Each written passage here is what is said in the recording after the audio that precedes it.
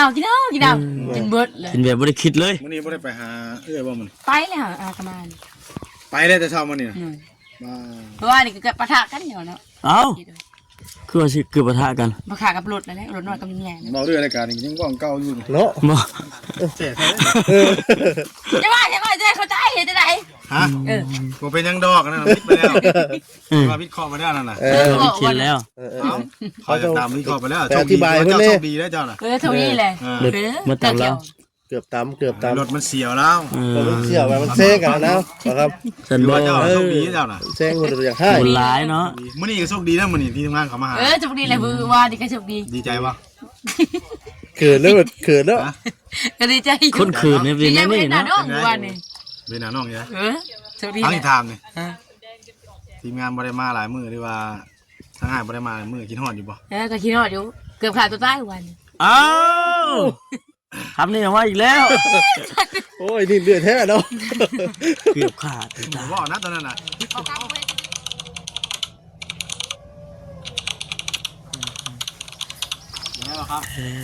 สบายดีเด้อสาวดำเอ้ยฮะ ใส่หมวก มึงเด้อมาเรือจะถ่วงตลอด ปดแม่มดบอกเลย สบายดียัง สบายดี นี่ยังมาฝากมาต้อนแล้ว โอ้ยมันมีอยู่ ไอ้ขามเอาบ่ นี่ก็บ่ได้กินน้ำน่ะ ไม่ได้ขวดเนาะจะกินดิบฮะ หัวไป ช่องปั้นเลยกูแม่น่ะนายเต้ยังน้อยเนาะ นี่เนาะเยอะจะเป็นปกติดีเลยเนาะสมัยยามพี่น้อง เฮ้ยไอ้คำ ได้พี่น้องเอ้ย เอาไปยังก่อนเลย อ้าวมะขามนี่เป็นไม้เด้เนาะแกงแก้วคักนี่โอ้ยแซ่บเลยนี่ จะกินเลยเจ็บรอบนี้เนาะ มีขามมาเนาะ เอ้ยน้องดาวเวลามีอยู่อ่ะลูกค้าบ้านเลย นี่ ไปไหน ไม่อยากขึ้นเลย คือบุคคลไทยเนาะ ขึ้นมาต้อนเลยว่าเนาะ หมูมีเบามีอ่ะ อยู่หน้าคุณนะ อ่า ให้ขึ้นไปพุ่ง บอกไปเลยไปครับ ทางไรนาน ไปเลย มาไปเอาเนาะก็เรียนกันไม่เจอทักทายสบายดีเด้อพี่น้องเด้อนะ ว่าแต่พูดซะ โอ้โห เฮียงมื้อนี้นะ เจ็บยังมาตั้งแต่แล้วมานอนพักผ่อน เนี่ยสีจูท่านครับ เพื่อวิทย์ปีใหม่แหละไม่ยังบ่ทันได้มีบ่ เปลี่ยนว่าไม่ยังรู้ว่าจะได้จูเมื่อใดนะ สังเกตมือไหนเนาะ ไม่มาเมื่อใดเป็นได้เฮ็ดเมื่อนั้น เรียกใหม่กองอะไรไม่ใช่เลื่อย ต้องมีคนเดือย เป็นเลยตู้อย่างจะไม่เฮ็ดเนาะ เฮาสิเอารายได้มาใช้บัดนี้ จ้า เฮาบ่ได้เฮ็ดเก่าเฮ็ดหยังเลยบัด อยู่เพื่อนชื่อนะเนาะ เหนื่อย ว่าง่ายๆก็อยู่3เนาะอยู่3เทื่อไม้เพิ่นมีคนมาซอยไม้ให้บ่ซอยยังรถบ่น้องดำแม่นใส่แล้วไปยัง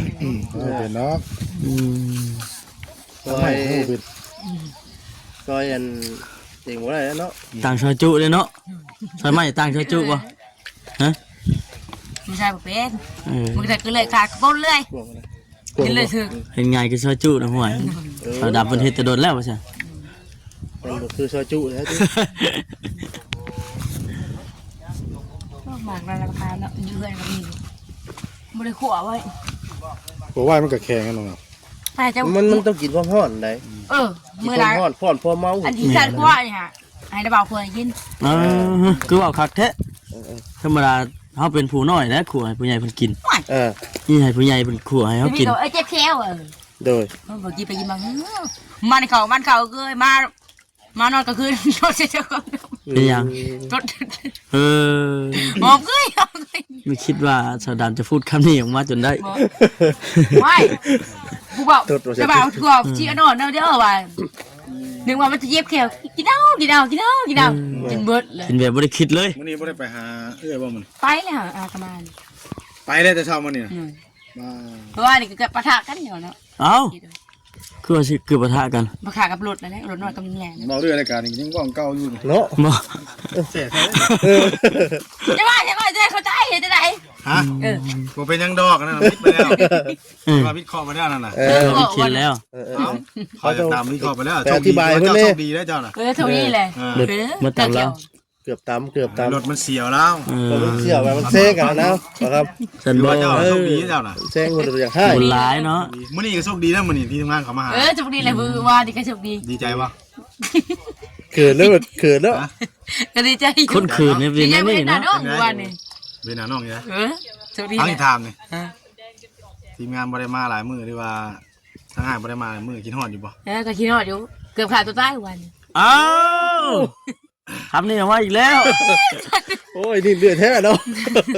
เกือบขาดตัว บ่ ตาย ว่านะตอนนั้นน่ะ บอกคำเพื่อซื้อ ที่ทามบัดนี้เหตุผลได้ไรจังสิไปจะฆ่าตัวจริงตา ไม่ ย รถแล้วไปจิกชน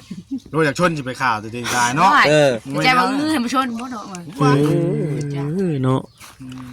ทีมงานไม่ได้ขับมาหาหลายหมื่นแต่ไม่ผิดวิภัยอยู่เด้อ โยไม่อยากแทรกเนาะปากกาดกับมึงตาเบิ่ง บ่แม่นเจ้าของบ่อยากไปแช่งเขานั่น มันแทงก้อยมันบ่มึนตาเบิ่ง เอ้าสังหวะสั้นแต่บัด อักรถใหญ่มันก็อยู่นี่เนาะมันอยู่ทางกลางพี่รถกี่อ้อยเลยปักไอ้ปักพี่หมุนมาเฮาน้องปักใกล้ๆเนี่ย ว่าเขาไปนิดเดียว พระเจ้าก็บ่ได้เป็นหยังเลยเนาะ ผ่านไปเลยแต่ว่านี่ อย่าได้มันอยู่ เห็นหยัง ไม่นะไปหาเอื้อยเพื่อไปเอาส่งมาให้บ่ ส่งมาให้เอาให้ส่ง ห้องน้องเนี่ยน้องนุ่มไม่ได้ นุ่งบ่ได้แล้วไปเอื้อยมันเอื้อยนุ่งได้บ่ล่ะมัน ได้นุ่มได้แต่ช่องตัวนี่ ไปทุกมื้อเนาะบ่ได้ก็สิไปบ่ เกือบซื้อบ้านก็ใส่มาได้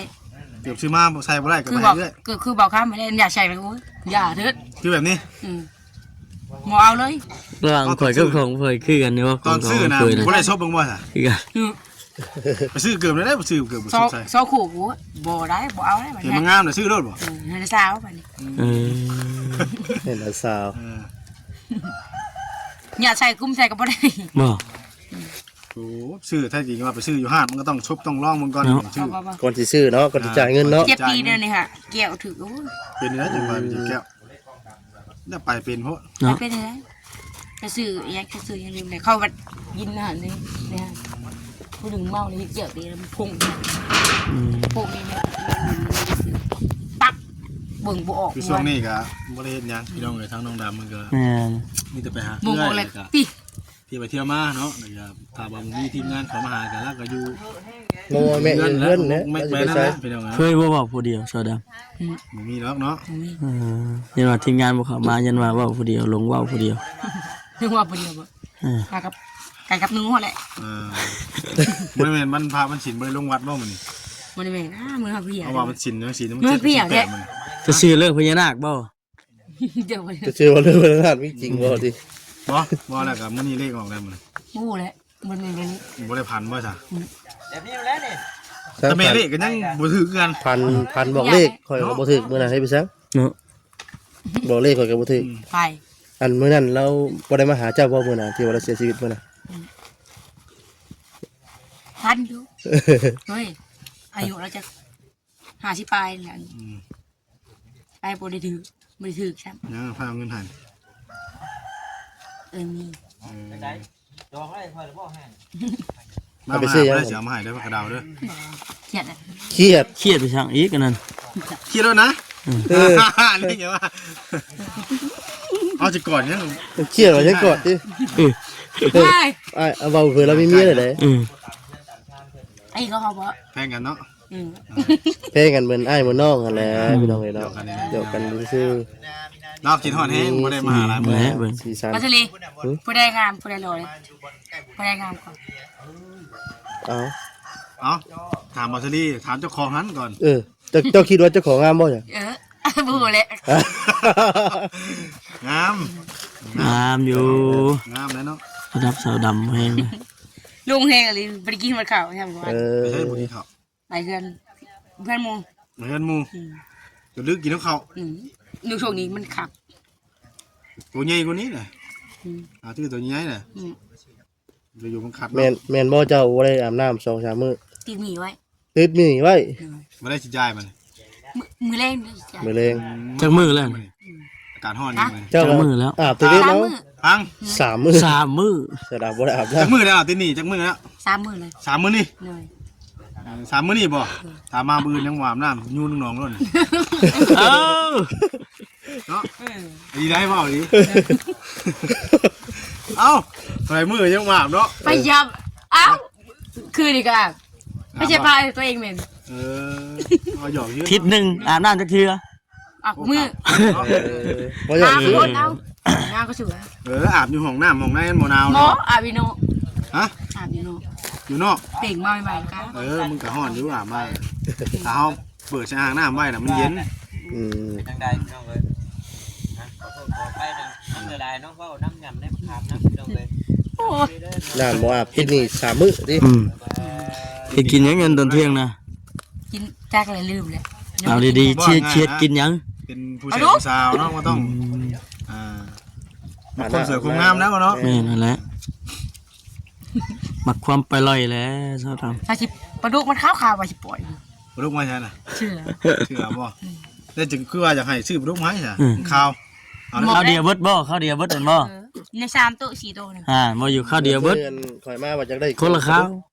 ข้าว คำซื้อมาต้นฉัน เอา บ่ เดี๋ ได้ ยว เนาะ เนี่ยค่ะมันเขาขายอยู่ มาลูกน่ะแล้วคือมาแต่ชนูผมยังแซ่บ เนาะนี่มันบ่คักปานใด มือหน้ากันพังมา เครื่องเงียมันปักได้บ่เช้านี่ขามัน เถอะ บ่ลูกพันเงียงจิปัก มันเงียมัน เงียงกับบ่ปัก เป็นยัง บ่ปักคือบ่ลูกนะมันบ่ลื้อคือปลาดุกนะ โอ้ปักต่างตายพุ่นเลยเขาไปงมปลาน้ำเขาเลยไปน้ำเสี่ยวเนาะหมดไปจับเอาดูมาบักก็จะต้อง มาขามก็ลูกแค่บ่แม่นขามบานบ่เนาะ โอ้ขามชม ครับชมบ่ ผู้ขามบานผู้ คือแก้ไปขาย กับผู้ลบกันเนาะเอาไม่เอาไปไหน โดยบ่สติ มันก็ก่อนบัดนี้พี่น้อง 9 เนาะ นาทีเนาะ เอาสบายดีเด้อน้องดำเด้อเนาะสบายดี บายดีสบายดี เอาเจ้าแล้วโอ้ล้มถามไทยเพิ่นเด้อ โดย คิดก่อนพี่น้องเนาะ ผมจังหน่อยกันนะขอ แม่นั่นแหละเนาะบ่เนาะ เรื่องไหนเนาะเรามีเวียกไปจัก บ่ แม่ แล้ว นะ มันมีเวียกบ่อยู่ที่งานแน่เนาะ บ้านนี้มีไผในคำมาหา ผมมีแล้วเขาหาน้องบิน จักมื้อแหละบ่มีใครเข้ามาหา โอ้ยหาเขาก็บินน้อง บ่เห็น เจ้าไปลี่อยู่ใช้คือว่าบ่เห็น เป็นนูเป็นไหน เป็นนู่นเป็นในละบัดนี่เอ้า ไปทำกันดิ เราเหงาเลยบ่เผย มันไม่นี่มาแล้วก็ดีใจไปเล่นนอนรับพันดีเลยไปเล่นนอนรับพักเป็นอย่างไรมาบ่มื้อไหนจะพาจะมานำมื้อน่ะเอาผักกระเดามาให้กินเอาครับพวกคนแซ่บ ไปว่า อยากเกะอะไรเด้อ ๆบอก ว่า แก ได้กิ แล้ น ว ผักกระเดาเลยบดบัว นะ กิน ยาพวกผักกระเดามันหวานอยู่หน้าๆแหละ ลวกข้างใน ที่เจ้าเข้าไปแวะพูดเลยบ่ ลวกข้างในได้ปะ บ่เผย ให้ลวกคักแน่คุณนะ บ่สิลวกเอง ลวกเองเอามาให้แล้วกัน อยากเกะอะไรได้ บอกแกหรอกนะพอดีกินนี่แหละ ว่าดิจะเบิดกระชาบหนึ่งกินกับ โคตรโป้เท่เนาะ กินแต่ผักกระเดานะ เลยกินกับลาบงัวแล้ว ลาบงัวผู้ กินอะไรก็เจ็บกระเพาะบัดนี้ แน่กินผักกระเดาหลายโพด กินพอประมาณ พอประมาณ บ่ได้ผักกระเดามันแฉะแต่คมแฉะ แซ่บนะ กินแล้วพื้นไปเลยบ่ กินอะไรเพื่อเลยกินมาใหม่ ทางเอื้อเพิ่นก็ แม่ปลาขาวจะก็กินเนาะ ไม่ยัง พวกกู อยู่ดีมีแห้งอยู่แล้วว่า แม่ปลาขาวกับมีหลายเลย บ่ต้องน มีอยู่ ำอยู่แห้งอยู่เนาะใช่คือว่ามีคือได้ยินข่าวช่วงหนึงมาคือว่ามีโจรขโมยลักเขาบ้านเขายังแม่นติ คือใส่ บ้านเอื้อจ้ะเนาะ หมูสิง หึ หมูสิง มะขามด้วย กินข้าวกันดึงเอาหนึ่งข้าวน้อย มือทิ้งเหรอ ๆแกงแก้วมากคักนี่กินข้าว แม่นแล้ว กับเกลือ ลองชิมฝีมือเบิ่งนะโซ่ฝีมือมึงดู ต้องด ไว้ต้องด ำมันหลายคนมา ำหลายคนมาโซ่เบิ่งเด้อ ปลา เนาะ แดกปลาแซ่บ มันสิใส่ปลาแดกแย่พงเอา เกิดไปงวกผิดใจกันแน่แล้วนะไปมือแรงไป ไป ไปง่ายอย่างไปลุกเรียบ ไป ไป ให้โซดามเพิ่นโซ่สีมือโซ่สเต็ปเถอะโซดาม หมูชิงเขาเพื่อน งูสิงเสียว่าคืองูสิงดง หมูชิงเสือชิงโดมกับพี่เล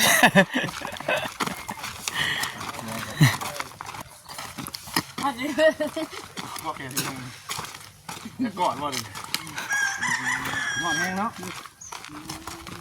ป้ามาใหญ่สักสิ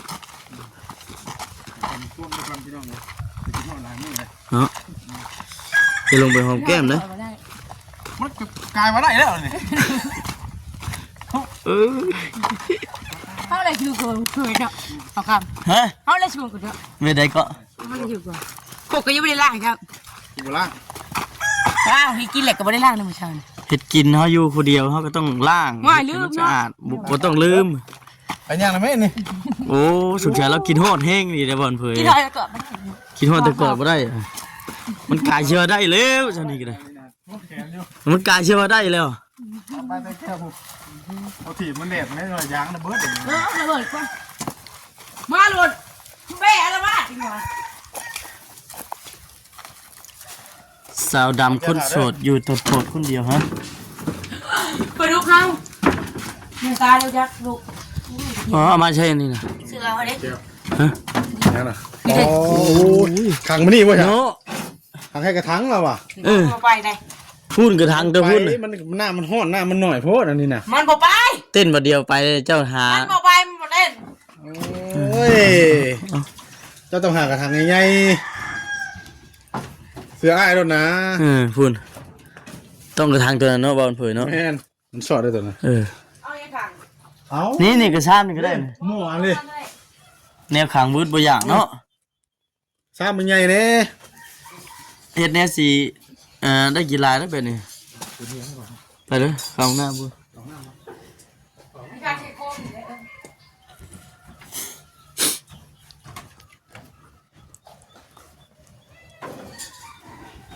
ไหวเขาเอาไป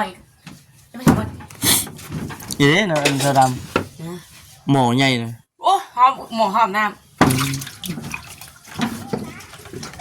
เลิฟหนึ่ง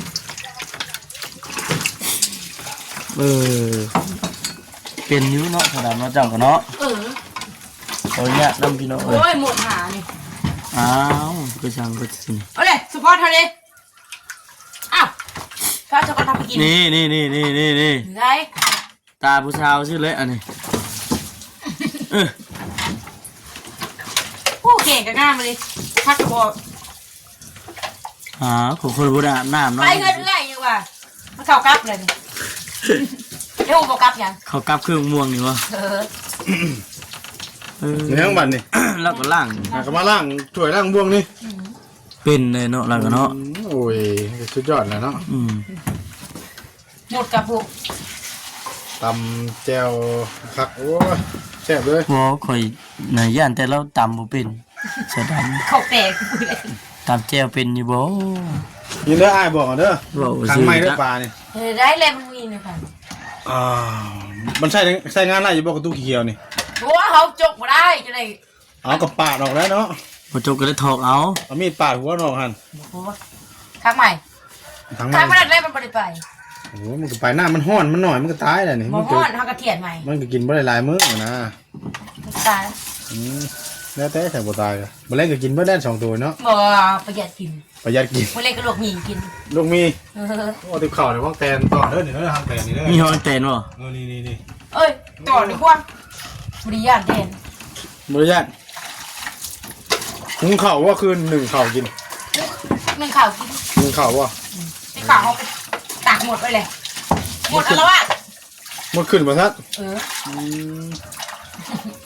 หมดอะไรวะเดี๋ยว ใหม่เพิ่นเอาคำไง สิไม่ขัดเนาะ มาแกนเนาะ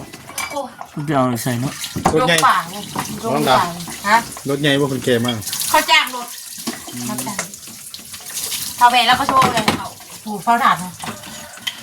เราเก็บฉลังเราอะ โย กระดูกทับเข็นแล้ว นอนแต่ไม้แต่ตอก เออ เจ้ากันได้เฮ็ดทานเก่งก็เป็นผู้เชี่ยวชาญเนาะทานเก่งก็กระดูกทับเส้นไง ข้าวเดี๋ยวไปดูหาแซ่บก็ได้ไม่ป่วยใช่ไหม ว่ามันยัง ไม่ป่วย อันนี้เอามา ก็อีกหน้าใหญ่เนี่ย เอาประมาณนี้แหละพี่น้องเอ้ยสำหรับคลิปนี้ก็จะได้ขอตัวจบคลิปแล้ แม่ ว แม่ พบกันคลิปหน้าคลิปต่อไปพี่น้อง มากินมาเกี่ยว กินแล้วเนาะ สบายดีกันเด้อน้องด สบายดี ำสบายดี อืม